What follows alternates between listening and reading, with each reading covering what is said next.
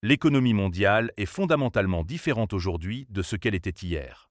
Le système de commerce mondial, ancré sur les États-Unis, sur lequel le Canada s'est appuyé depuis la fin de la Seconde Guerre mondiale, un système qui, bien que non parfait, a contribué à la prospérité de notre pays pendant des décennies, est désormais révolu. Notre ancienne relation de plus en plus intégrée avec les États-Unis est terminée. La période de 80 ans pendant laquelle les États-Unis ont assumé le rôle de leader économique mondial, ont forgé des alliances basées sur la confiance et le respect mutuel, et ont défendu l'échange libre et ouvert de biens et de services, est révolu. Un changement majeur a récemment secoué le marché de l'énergie. Le Canada, un important fournisseur de gaz pour les États-Unis, et le Qatar, un acteur clé sur la scène mondiale, ont réorienté leurs exportations vers l'Europe. Le gaz qui autrefois alimentait les acheteurs américains se dirige désormais à travers l'Atlantique. Ce n'est pas un simple ajustement, mais un pivot entraîné par les tarifs qui bouleverse le commerce mondial. Les États-Unis s'appuyaient sur le Canada pour la plupart de leurs importations de gaz, d'une valeur de milliards chaque année, ce qui permettait de maintenir la stabilité des prix du carburant. Le Qatar envoyait également une grande quantité de gaz aux États-Unis. Aujourd'hui, l'Europe reçoit la majorité de ses exportations grâce à de nouveaux contrats signés rapidement. Les tarifs américains ont augmenté les coûts des échanges de gaz, ce qui a poussé à ce changement. Ce revirement a choqué les marchés. Les prix du gaz aux États-Unis approchent les 5 $ et l'emploi est fragile. Les usines et les foyers européens bénéficient désormais de ce gaz redirigé, tandis que les acheteurs américains cherchent des alternatives provenant des champs du Canada et des installations du Qatar. Les routes commerciales changent, alimentées par l'argent et de nouveaux projets. Pourquoi ce changement rapide? Les tarifs en sont la cause, mais il y a plus à comprendre. Le Canada a changé de cap. Les tarifs américains appliqués aux exportations de gaz ont réduit les bénéfices, incitant le Canada à se tourner vers d'autres marchés. Un immense projet en Colombie-Britannique pompe chaque année des millions de tonnes de gaz.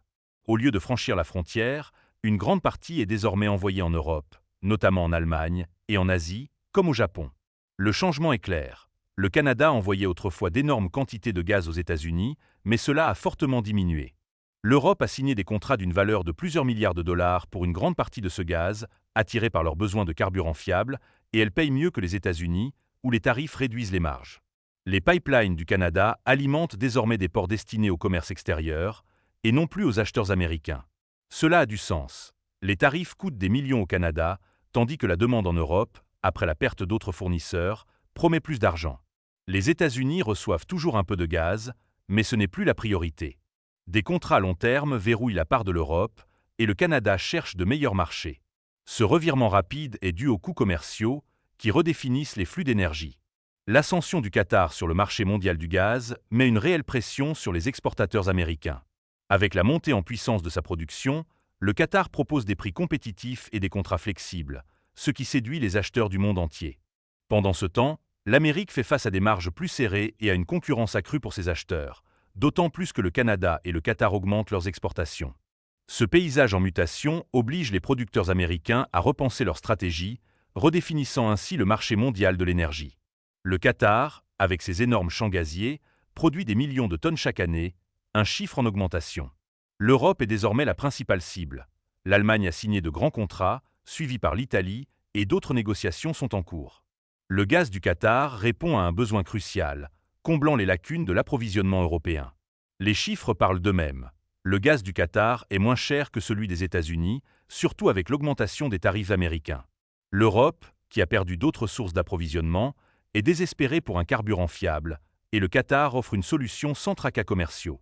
L'année dernière, les États-Unis ont eu une part solide du marché, mais l'Europe en prend désormais beaucoup plus, avec les exportations du Qatar en plein essor. Il ne s'agit pas seulement d'approvisionnement. Les accords du Qatar s'étendent sur plusieurs années, verrouillant les marchés européens. Leurs champs pourraient bientôt produire encore plus, dépassant ainsi les rivaux. C'est une offensive planifiée pour dominer le commerce du gaz. Le Qatar ne vend pas seulement du carburant, il gagne du terrain. Pourquoi se concentrer autant sur l'Europe? Il y a une stratégie plus large derrière cela, et elle modifie les marchés mondiaux. Les États-Unis ressentent la pression. Les exportations de gaz vers l'Europe ont chuté à mesure que le Canada et le Qatar envoient des millions de tonnes ailleurs. Les terminaux américains, autrefois animés, tournent désormais plus lentement, ce qui coûte des milliers d'emplois dans des endroits comme le Texas. Les conséquences sont nombreuses. Les prix du gaz grimpent, frôlant les 5 $ le gallon, alors que les approvisionnements se resserrent. Honnêtement, les enjeux sont de plus en plus importants. Pourquoi?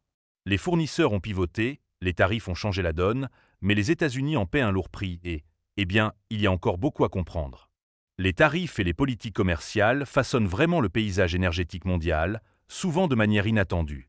Lorsque les gouvernements imposent de nouvelles taxes ou restrictions, cela peut changer le flux des marchandises, modifier qui achète à qui, et même bouleverser des partenariats de longue date.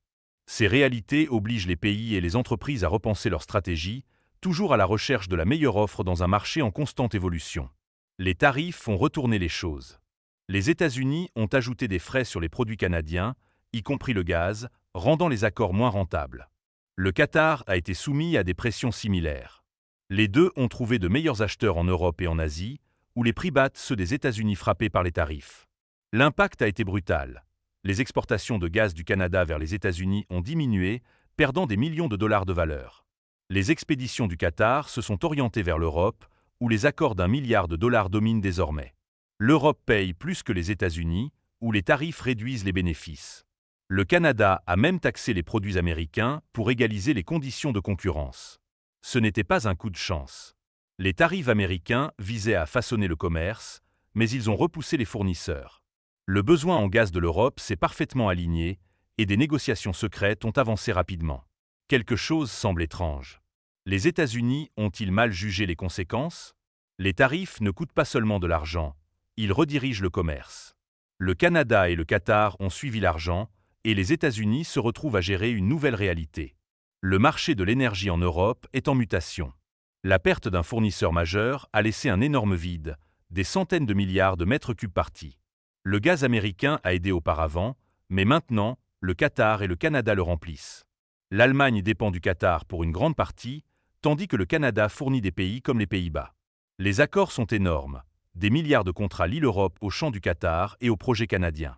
Certains durent une décennie, montrant un engagement sérieux, mais il y a un risque. L'approvisionnement du Qatar dépend de marchés stables et les pipelines canadiens rencontrent des résistances locales.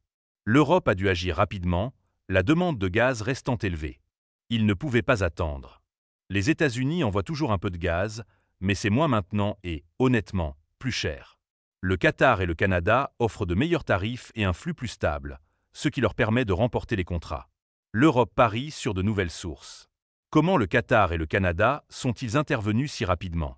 Ce n'est pas juste un besoin. Il y a un plan derrière cela. Voici l'essentiel. Le Canada et le Qatar ont vu une opportunité et sont passés à l'action rapidement. Avec l'Europe à la recherche de fournisseurs fiables, le Qatar a utilisé ses énormes réserves et son infrastructure existante pour augmenter ses livraisons. Pendant ce temps, le Canada, avec ses ressources abondantes, a commencé à expédier davantage de gaz à l'étranger, non seulement vers l'Europe mais aussi vers l'Asie. Les deux pays façonnent désormais le marché mondial du gaz, développant leur influence et, oui, gagnant beaucoup d'argent en cours de route. Le Canada voit des gains importants.